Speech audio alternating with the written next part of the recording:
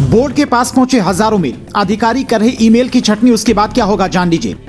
सड़कों पर उतरे अभ्यर्थी, सुनिए सरकार की प्लानिंग। परीक्षा रद्द होने से पहले 3 बड़े एक्शन होंगे। क्या जानबूझकर रद्द करवाई जा रही सारी परीक्षाएं? किसे मिल रहा है करोड़ों का फायदा? जान लीजिए। ये तस्वीर सीएम योगी के आवास से सिर्फ 7 किलोमीटर की दूर की है। लखनऊ की इको गार्डन में हजारों अभ्यर्थी और उनके टीचर धरना प्रदर्शन में शामिल हो रही हैं। उनकी यही मांग है कि परीक्षा रद्द करवाई जाए।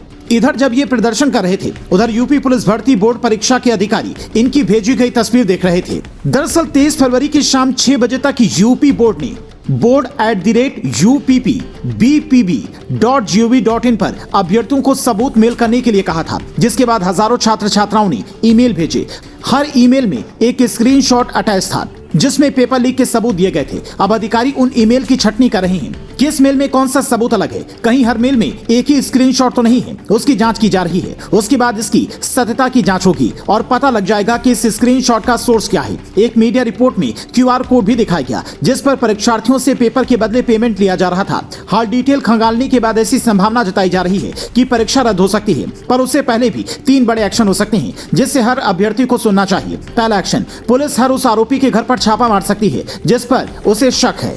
दूसरा एक्शन, कई बार कोचिंग संचालक की भूमिका भी सामने आती है, इसीलिए उन पर भी छापा पड़ सकता है। तीसरा एक्शन, बुलडोजर के अलावा योगी सरकार एक ऐसा विकल्प सोच सकती है जिससे इस पर लगाम लगे। चूंकि पेपर लीक की बात सच साबित होने के बाद यूपी पुलिस और योगी सरकार दोनों पर एक अलग तरह का दबाव होगा, जिसे कम करने के लिए कड़ी कार्रवाई जरूरी होगी। योगी आदित्यनाथ का तो शुरू से ही ये स्टाइल रहा है कि कड़ी कार्रवाई करने की बात सिर्फ कहते नहीं बल्कि करके भी दिखाते हैं। इसलिए शहर शहर बैनर लेकर छात्र छात्राएं सड़कों पर उतरकर कार्रवाई की मांग कर रहे हैं और कह रहे हैं कि सरकार अपना रौद्र रूप दिखाए। पर सवाल ये है कि अगर सरकार बुलडोजर वाला आदेश दे भी देती है तो क्या गारंटी कि अगली परीक्षा का पेपर लीक नहीं होगा? अखिलेश यादव तो यहाँ तक आरोप लगाते हैं कि कहीं जानबूझकर तो इसे लीक नहीं कराया जा रहा है। अखिलेश के ये आरोप राजनीतिक भी हो सकते हैं, पर 1 मिनट को इनके आरोपों को अगर प्रदेश का युवा सच मानकर सोचने बैठ जाए तो उसके दिमाग में क्या आएगा जरा सोचिए। एक तो 5 साल से वैकेंसी नहीं निकली, ऊपर से वैकेंसी आई तो अब पेपर लीक हो गया।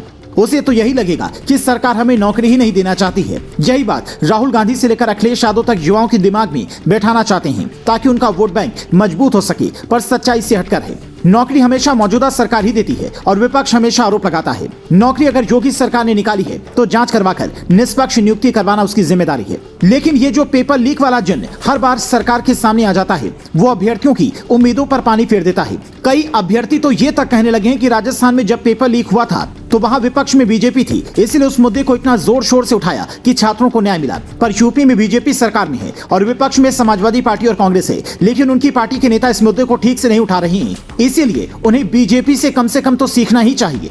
पर कोई कुछ सीखे या ना सीखे, आप इतना जरूर सीख लीजिए कि एक बार जब भी परीक्षा रद्द होती है तो इससे सरकार को करोड़ों का नुकसान होता है और वो पैसा आपके और हमारे टैक्स का ही है। यानी हम और आप नुकसान पर नुकसान झेल रहे हैं और पेपर लीक करवाकर कुछ लोग करोड़ों कमा रहे हैं जिनका इस बार फाइनल इलाज करना होगा, वरना किसी न किसी परीक्षार्थी के साथ ऐसा होता रहेगा। अभ्यर्थी धरना देते रहेंगे, सबूत मांगते रहेंगे और बहाली की मांग को लेकर नौजवानों का ग्रुप शहर शहर धरने पर बैठता रहेगा।